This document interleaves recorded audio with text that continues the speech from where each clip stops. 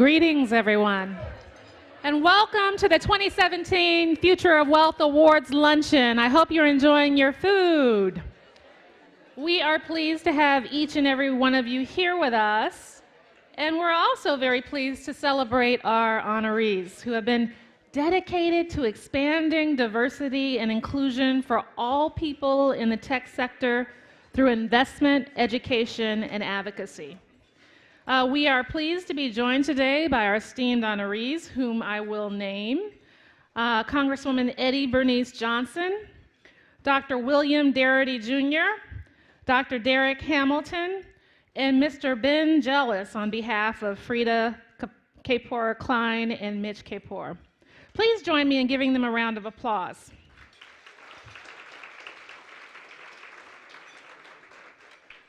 But before I welcome our honorees to the stage to bring remarks, I'd like to welcome Chanel Hardy, Strategic Outreach and External Partnerships Director at Google, one of our title sponsors for the event.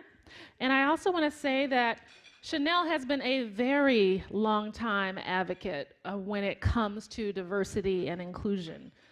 She's had so many roles in and around Washington that have focused on the diversity and imperative. And she really is, even though she works at Google, she is a civil rights advocate and activist. And so I'm always excited to see these companies hire people who have their pulse and their finger on the movement in a way that can bring that insight into the corporate environment and help to drive change from within. So with that, I would welcome Chanel Hardy.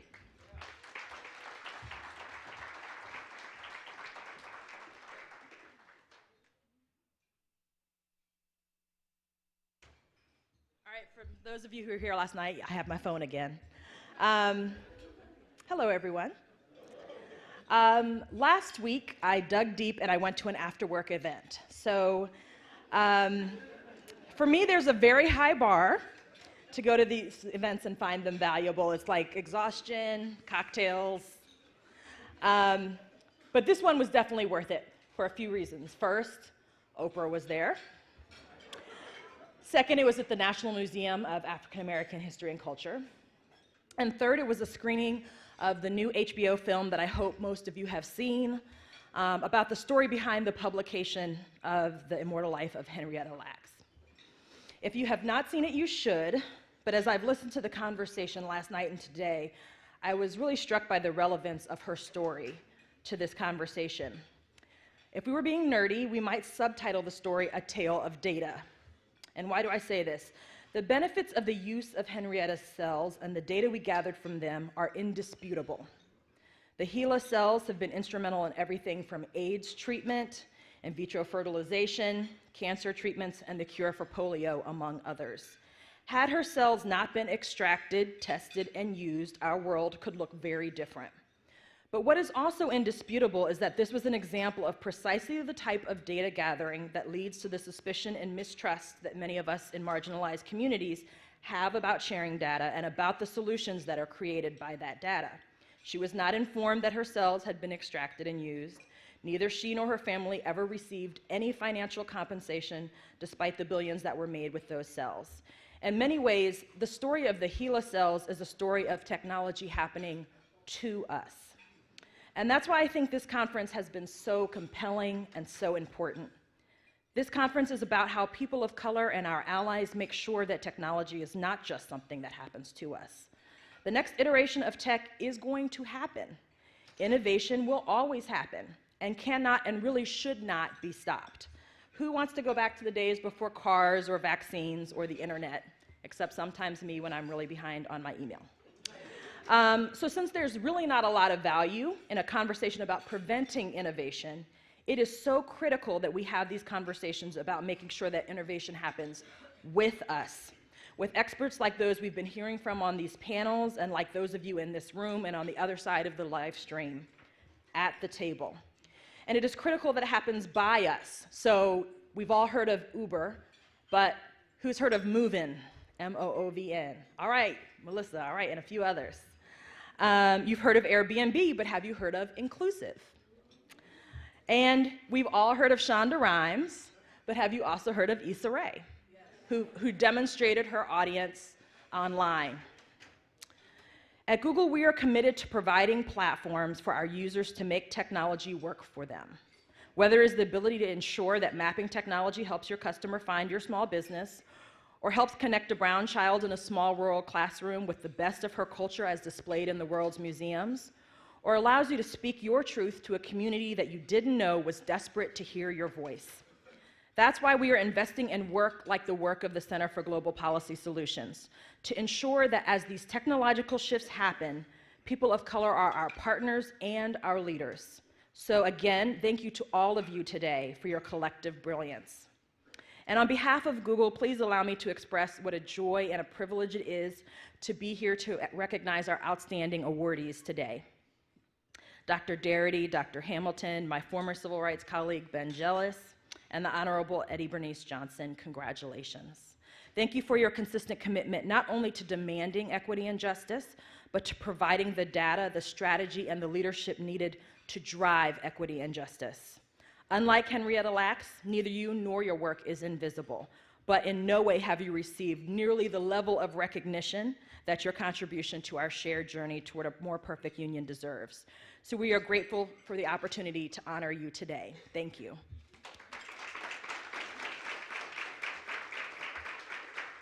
And I want to just conclude my remarks by circling back to Ms. Lacks. I said that in many ways her story is a story of technology happening to us, but that's not the entire story. A passage from the book reads, "Black scientists and technicians, many of them women, used cells from a black woman to help save the lives of millions of Americans, most of them white. And they did so on the same campus and at the very same time that state officials were conducting the infamous Tuskegee syphilis studies." Having people of color at the table is not a nice thing to do. It's not a charitable thing to do.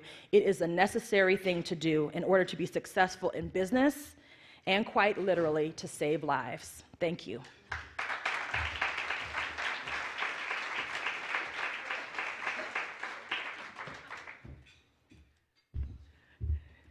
I might have to hire our sponsor to write our scripts next year. Chanel, you're actually excellent. You have another career in writing. So I'd like to introduce you to our first honoree, Congresswoman Bernice Johnson. Congresswoman Bernice Johnson is serving her 13th term representing the 30th Congressional District of Texas. In December of 2010, Congresswoman Johnson was elected as the first African American and the first female ranking member. Do people know what the ranking member is? Okay.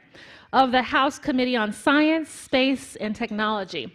Congresswoman Johnson has been a member of the House Transportation and Infrastructure Committee since being sworn into office in January of 1993. She is widely recognized as one of the most effective legislators in Congress. She is credited with originally authoring and co-authoring more than 150 bills that were passed by the House and Senate and signed into law.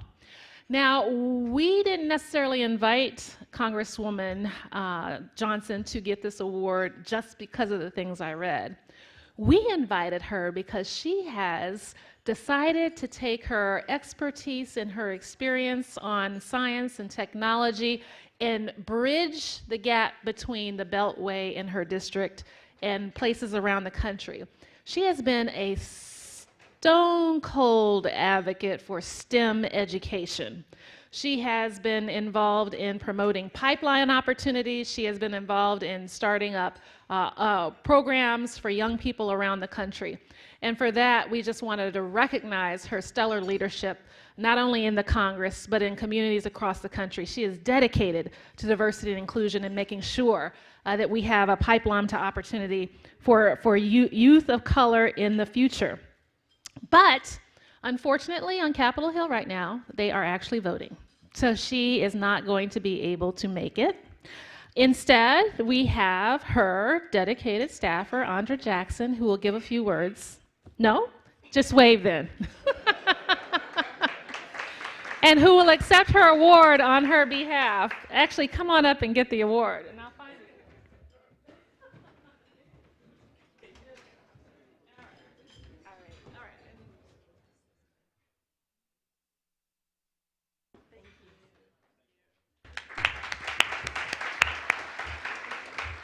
I remember those days when I worked on Capitol Hill. People don't realize this. You have no voice. You work for the member, and the member is the voice of the office. So when you said no, you weren't going to speak, I was just like, I knew that. All right, so thank you, Andra, very much. And please convey our well wishes to the Congresswoman and thank her for her stellar leadership. Our next honoree has been committed to promoting technology and inclusion through big data. Our next two honorees have been through big data. Now, we tend to talk about big data now in terms of these huge data sets that algorithms and machines crunch. But before there were algorithms and before there were machines, there was SAS, SPSS, and Stata. And these two researchers have been taking data sets, like data sets from the US Census Bureau, data sets from the Federal Reserve, crunching all that big data, putting them into analyzing the data, finding significance, and putting out information that is invaluable for our movement. They have been putting out information that has given us a sense of how people of color, African Americans, Latinos, Native Indians, women fare in terms of the wealth gap. They have been instrumental in shaping the entire movement around the racial wealth gap, and we consider them leaders in the field and leaders of this movement. So first I'm going to introduce, they are a duo because they have published numerous studies together. And we're just going to bring them up one by one. Dr. William Darity Jr. is the Samuel, is it DuBois or DuBois? DuBois. Oh, that was wrong both times. DuBois Cook Professor of Public Policy, African American Studies, African and African American Studies, and Economics, and the director of the Samuel DuBois Cook Center on Social Equity at Duke University. He has served as the chair of the Department of African and African American Studies and was the founding director of the Research Network on Racial and Ethnic Inequality at Duke. Dr. Darity's research focuses on inequality by race, class, ethnicity, stratification, economics, schooling, and the racial achievement gap. North-South theories on trade and development, skin shade and labor market outcomes, the economics of reparations, the Atlantic slave trade, and the Industrial Revolution, the history of economics, and the social psychological effects of exposure to unemployment. Woo! Dr. Darity has published or edited 12 books and published more than 210 articles in professional journals. So please join me in welcoming this brilliant brother, Dr. William Sandy Darity.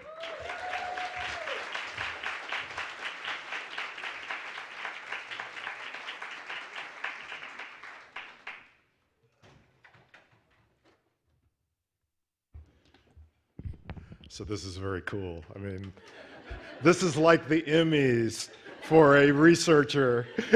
So this is great, yeah.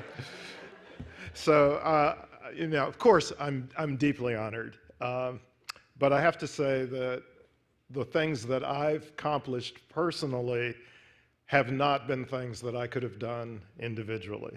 It really has been much of a team effort, and I think that's being recognized in part by the fact that both Darrick Hamilton and I are awardees today.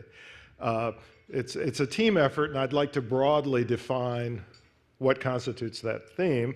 Of course, I'd like to start with my partner in crime, Darrick Hamilton, and there's been very many crimes.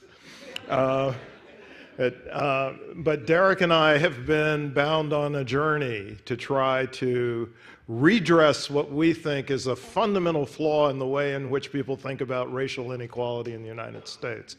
And that is to say, much of the reasoning to try to explain racial inequality in the United States is contingent on the view that black people are in some way fundamentally dysfunctional.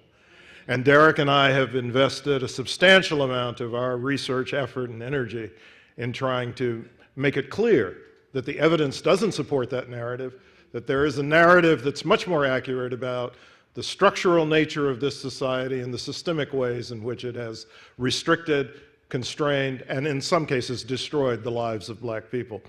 So Darrick and I've been working on this for a while, but our efforts could not have been realized with the support of many others. And I'd like to include here the staff and researchers at Duke's Samuel DuBois Cook Center on Social Equity and Darrick's research team at the New School. But I think that one of the projects that has been of greatest interest to Maya and the folks at the Center for Global Policy Studies is a project that we refer to as the National Asset Scorecard for Communities of Color. And it's a project that we only could have pursued with the dedicated support from Kilolo Kijakazi while she was a program officer at the Ford Foundation. It couldn't have happened otherwise. And it's a major initiative that explores the racial wealth gap in the United States. And the centerpiece is a series of metropolitan level studies of the net worth, and I emphasize net worth and not income, of communities of color. And the first report was a study that we did in Boston in collaboration with the Boston Fed and the leadership of Ana Patricia Munoz. And this collaboration was actually forged by Tom Shapiro, who has labored long and hard in the vineyards of research to further our understanding of racial wealth inequality. The second report is one that we call The Color of Wealth in Los Angeles, which was led by Melanie De La Cruz at UCLA and involves a substantial amount of contributions from Ann Price at Insight, who's worked with us on a number of projects. And then the third report, The Color of Wealth in Washington, D.C., the lead author was Kilolo Kijakazi, who is now with the Urban Institute. And we have forthcoming reports on Miami and Tulsa, Oklahoma, and our survey, our newest round of the survey is underway in Baltimore, Maryland. I'd also like to add that in addition to the metropolitan studies, we've done a series of national studies, and the very first one was titled Beyond Broke, and it's a report that was issued by the Center of Global Policy Studies with Dr. Maya Rockeymoore as one of the collaborators who was a key co-author of the study. We have some new initiatives underway with support from other philanthropic sources with a deep commitment to economic equity. One of these is the Nathan Cummings Foundation. Their program officer, Taina McField, may be here today, I believe. And she has been instrumental in supporting our efforts to pursue the intersectional dimension of our work to make sure that we look at the interaction between gender, race, ethnicity, and wealth disparities simultaneously. We also are getting some new support from JP Morgan Chase. Ted Archer is the program officer who has been very supportive for us there. And that project is on gender, race, ethnicity, and self-employment. I think at an earlier panel today, Jataka Edie and Nancy Ortega both talked about financial vulnerability and income volatility, and that's going to be a dimension of the work that we pursue on these new projects. I think our objective is to do research in the public interest, research that will aid transformative change. And so we take the intentional step of translating our research into policy and action. There were several panels that we've been on with the CGPS board member Jim Carr, who is a housing equity expert, where Darrick and I have advanced proposals, what we call bold proposals, not these incremental small things. Bold proposals for a federal job guarantee, for the provision of an endowment for all newborn infants, and for public banking as an alternative to the predatory banking practices that so many of our folks are subjected to. Chantel Hardy mentioned the Henrietta Lacks film. Well, I think that the Henrietta Lacks story is one of the more extreme examples of the exploitation of black people. And this leads me to argue that what we also have to think about quite seriously, as Maya mentioned at the end of her remarks about me, is reparations. So I'd ask you to please look forward to a forthcoming book that I'm completing with my wife, Kirsten Mullen, that's going to be called From Here to Equality, and it will be on reparations for Black Americans.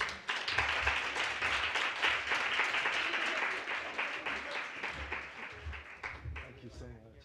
Thank you. Yeah, right.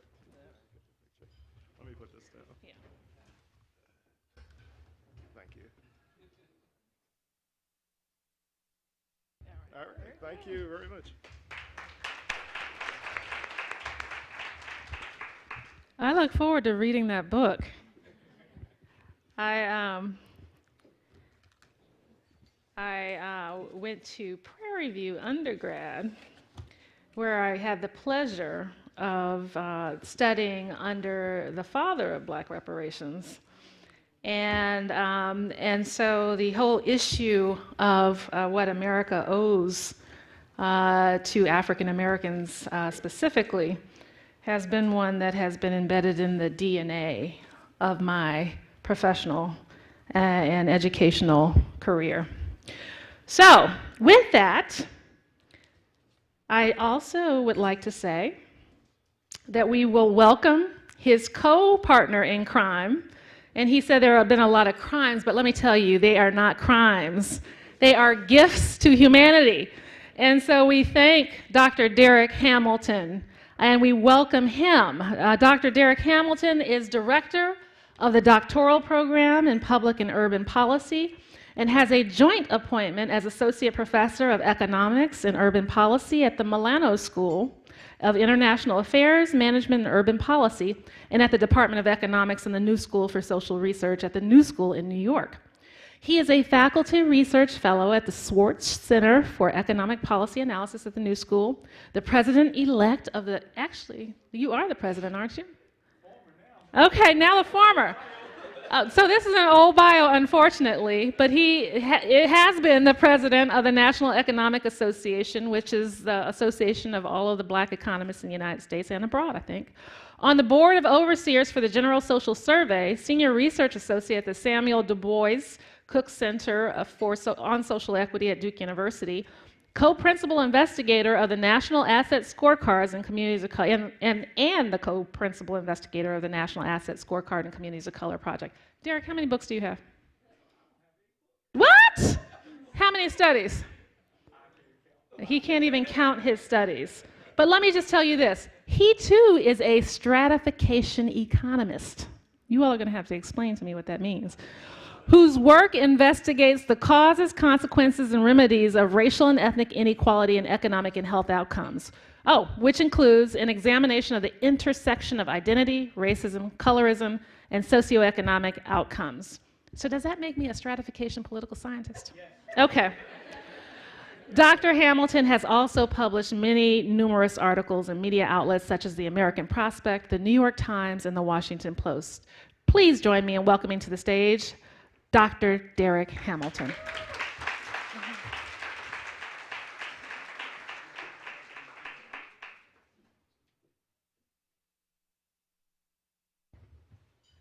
So I have one task already set up, which is explaining what stratification economics means. I'm going to be brief. That's not usual for me, I've been told. But I didn't prepare. I didn't know I was going to come up and say it. I thought I was just going to be a free rider, have a lunch, and collect an award.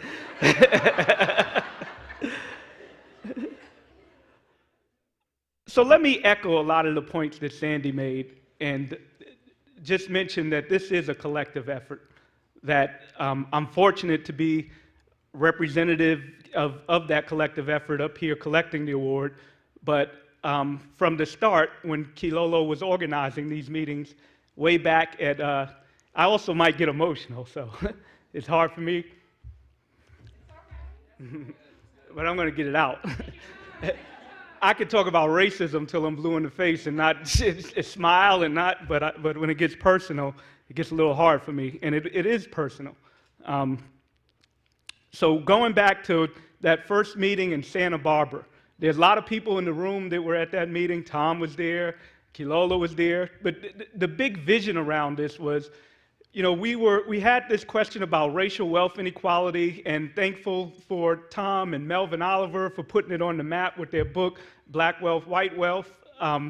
When how could we really address what's really going on with inequities? It wasn't even in the conversation. The conversation was all about income, education. Well, this meeting was a collaboration bringing people together from all walks of life, from the academy, from those that were engaged in community activisms to various organizations. And if you think about what we've been able to do in a pretty long time, I'd say it's remarkable. When you have presidents that now use the words racial wealth gap when that wasn't in the public discourse, I'd say that is a major accomplishment. When you have the Federal Reserve actually taking up issues around racial wealth inequality, in large part thanks to efforts of individuals like Angelique Campbell, who's not here, I think that's remarkable. So we certainly have a long way to go, but we should also be grateful of what we've done and how we've been able to get here. There's so many individuals that I could name and I won't, but I also would be remiss if I didn't mention Meizu Louis. She was a pioneer in this field, this effort. What else? So we're working on changing the narrative, and that's what we've been able to do. But the narrative still has a long way to go. There's still a lot of problems with the discourse that's out there, and that in large part relates to why Sandy, and then I joined him, was a pioneer in this field of stratification economics.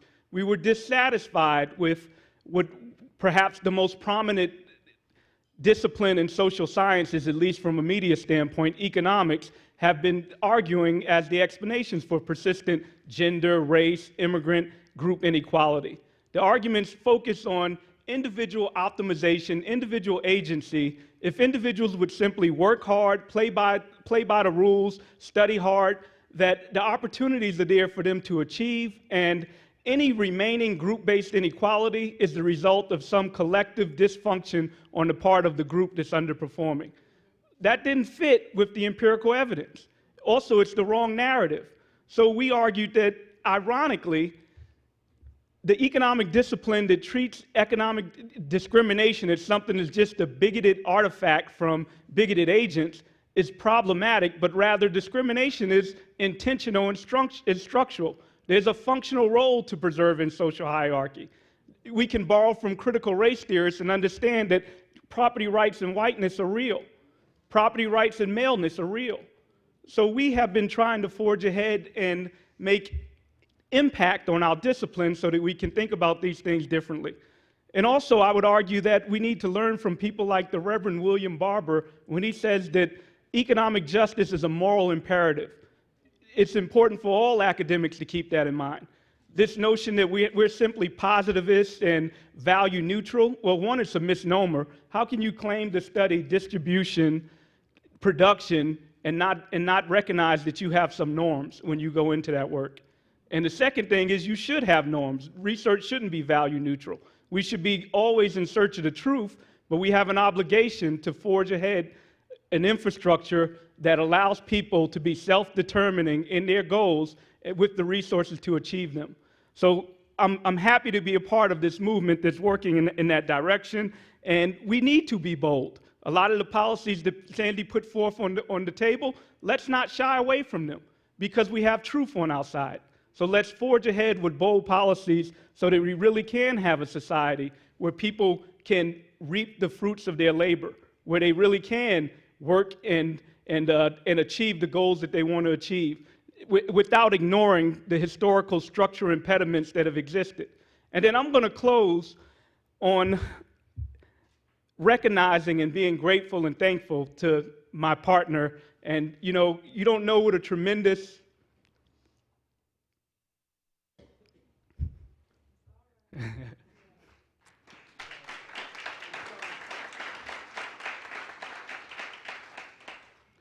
I was his doctoral student.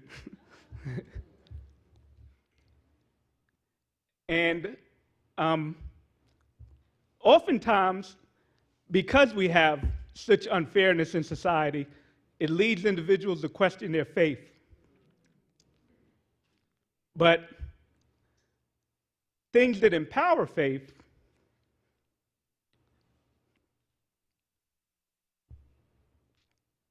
are when you end up in scenarios where I had some agency, But I could not have ended up in a more better position than to have worked with Sandy Darity.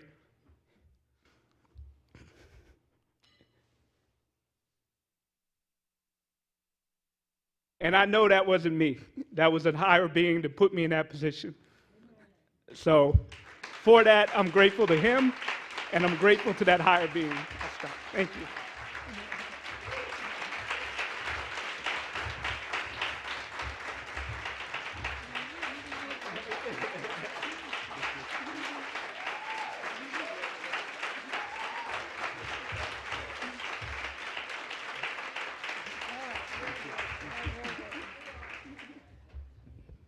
He didn't need notes. That was excellent.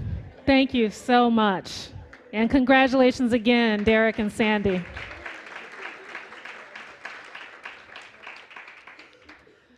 Now, this next award is a combo 1-2. The award is actually being given to Mitch Kapor and Dr. Frida Kapor Klein. They created in Silicon Valley the Kapor Center for Social Impact, which operates at the intersection of technology and racial and social and gender justice. Along with their sibling organizations, the Level Playing Field Institute and Kapor Capital, they work to create a STEM to startup approach to diversifying the tech ecosystem and entrepreneurship. They're in community engagement efforts, focus on Oakland and having a thriving ecosystem with equitable access to the tech sector, focusing specifically on increased and coordinated on-ramps into the tech sector through computer science education, workforce development, connections to industry, for school-aged youth, as well as residents with non-traditional pathways. They also invest in ever-growing number of startup companies by founders of color. They also have a commitment to an inclusive tech sector that strengthens the city's character and fabric, and they model what they learn and experience beyond Oakland, using Oakland as a laboratory. So, I started paying attention to them, of course, when they hired somebody that I knew. And his name was Ben Jealous. And I've known him almost the entirety since I've been here in Washington, D.C., and that's been almost 20 years. And Ben has always been a serious brother, committed to the cause, focused on social justice, focused on civil rights. So it was not a surprise to me when he became the leader of the NAACP at the tender age of 35. And so I think the youngest ever appointed to that position, and Ben did us all proud. All of us that came in with his cohort in Washington, D.C. were proud when he was named to that position, proud when he went out to Silicon Valley, proud of the leadership stands that he continues to take all across the country, and proud of whatever future endeavors you may choose to engage in. And if it were up to Gregory Meeks, we know what that would be. So, our last recipient is Mr. Ben Jealous, who is accepting the award on behalf of Frida Kapor Klein and Mitch Kapor. Benjamin Todd Jealous is the former president and CEO of the NAACP. He's been a leader of successful in state and local movements to ban the death penalty, outlaw racial profiling, defend voting rights, secure marriage equality, and free multiple wrongfully incarcerated individuals. Under his leadership, the NAACP grew to be the largest civil rights organization online and on mobile, and experienced its first multi-year membership growth in 20 years, and became the largest community-based nonpartisan voter registration operation in the country.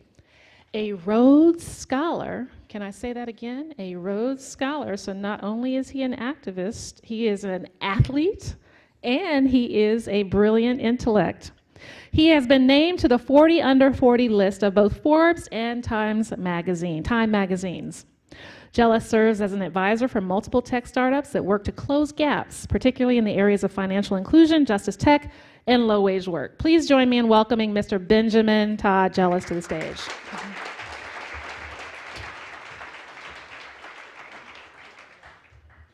Let's just hear it for Maya, please.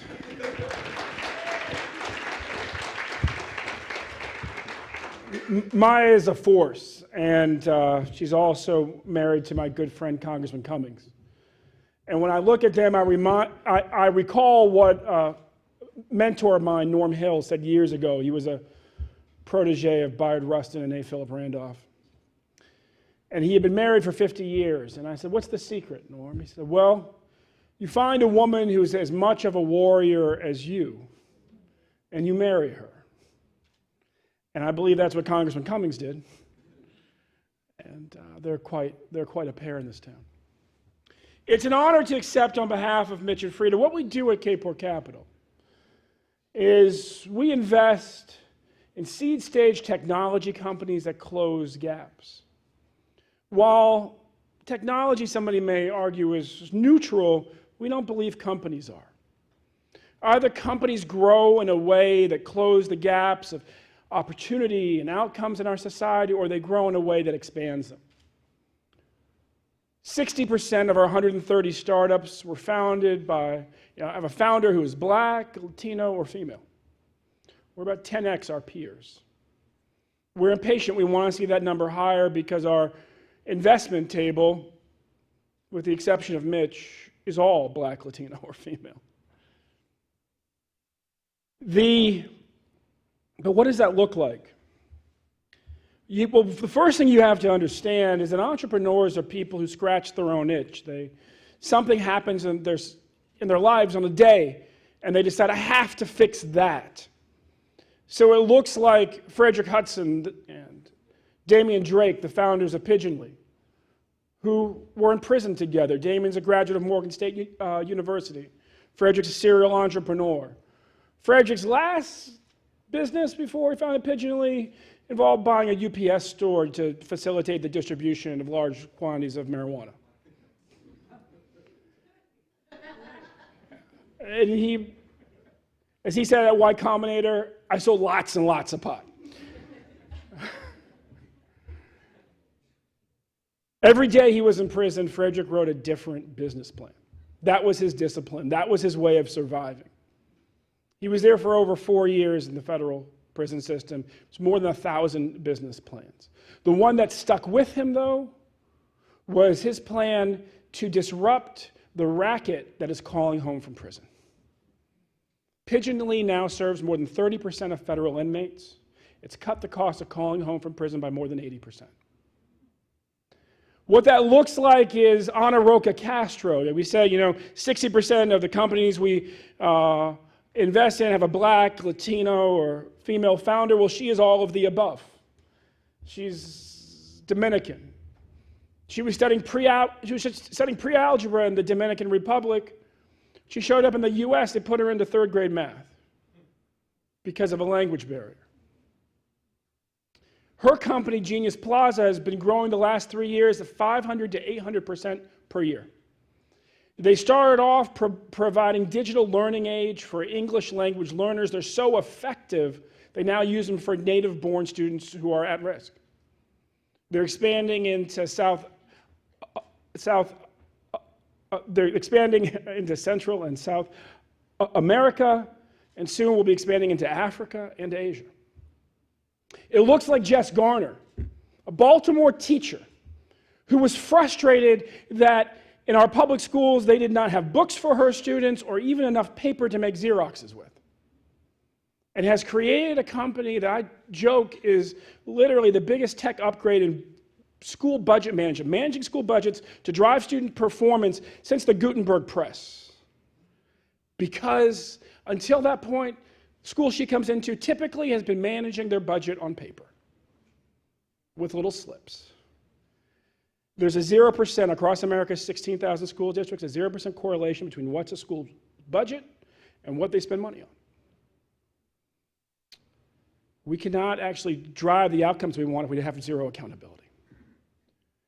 That's what we do at Kapor Capital. That's what makes me proud. Let me just tell you just a second, because Maya kind of talked about this sort of abrupt change. And I joked, and it's kind of true, that I made the most abrupt entrance into Silicon Valley investing. And I have the only office of a Silicon Valley seed stage venture capital company in Baltimore. I run the Baltimore office.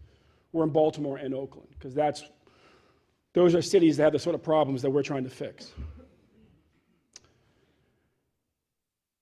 I say my entrance was the second most abrupt after MC Hammer.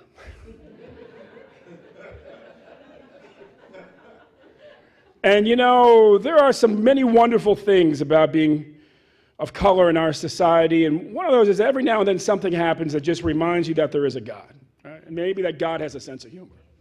So I would say two things about Hammer. One was that, yes, after he kind of broke the mold and I followed him, you can make a left turn, a lateral, and find yourself investing in tech. And he was early into Google and Facebook. He's been far more successful than I have, in it a lot longer. But the other was that, and this is a time we've been rapidly increasing the number of black investors in venture capital in the Silicon Valley over the last few years, and may or may not have something to do with Jesse Jackson turning up the heat. I came in just before that, and every year we would go to the biggest demo day in the Valley, and there were twice as many black investors as the year before. And we finally, and I used to say to them, I said, look, brothers, if we get enough of us in one place, I'm pretty sure MC Hammer will just show up. And so we're at this demo day. It's been now 4 years in a row. It's doubled every time. But there's more than 20 of us. First time there were maybe 4 of us. Now there's well over 20 of us in the room. I said, come on, y'all. Why don't we all go out and get dinner?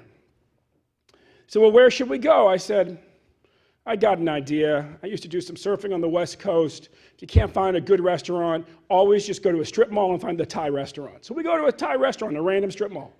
There's 8 black investors walking across this parking lot of a random strip mall going to a random Thai restaurant, and a jet black Jag comes driving in with completely limo-tinted windows. You can't see who's inside.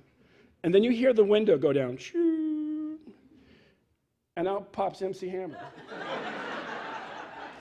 Completely true story. He goes, jealous? I said, Hammer? He said, what are you doing here? I said, we're getting dinner. I said, what are you doing here? He said, I'm dropping off my dry cleaning. I said, well, brother, you want to have dinner? He said, sure. As hard as our work is, as important as our work is, as long as our people have been knocking on the door, trying to close the wealth gap, let us remember it's only worth doing if it's fun, y'all. God bless you.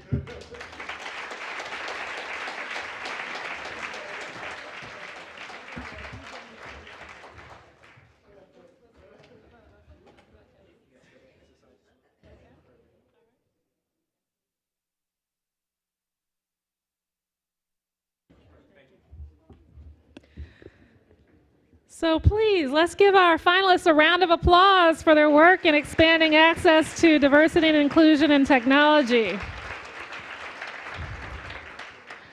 I want to say that I forgot to mention the father of black reparations, his name is Dr. Amari Obadeli. I didn't want to leave that out. Republic of New Africa. The other thing I want to do is, can I have all of the board members of the Center for Global Policy Solutions please stand? I just want to recognize you for all of the work you do on behalf of our organization and say that we appreciate you. And then I want to point out that we also have 2 former recipients of this award in the room today. The first is Dr. Kilolo Kijikazi, who, when she was at the Ford Foundation, started this whole work around closing the racial wealth gap, and who has been a tremendous supporter of the Center for Global Policy Solutions. Thank you. And the second is Dr. Tom Shapiro. Tom he's got a long title, Pokros Professor of something, something, something at Brandeis Universities. There's just a lot there. But he's the recent author of a book called Toxic Inequality. If you haven't seen it, go get it. Get it on Amazon. But he is also featured in a documentary that we're screening tonight. So if you have time to come back tonight at 7 o'clock upstairs in the ballroom, we will be screening a film called Against the Odds that focuses on the black struggle to achieve and reach the middle class. So with that, that concludes today's luncheon. We look forward to you remaining for us for our next panel discussion entitled Artificial Intelligence, Machine Learning, and the Future of Work. Thank you.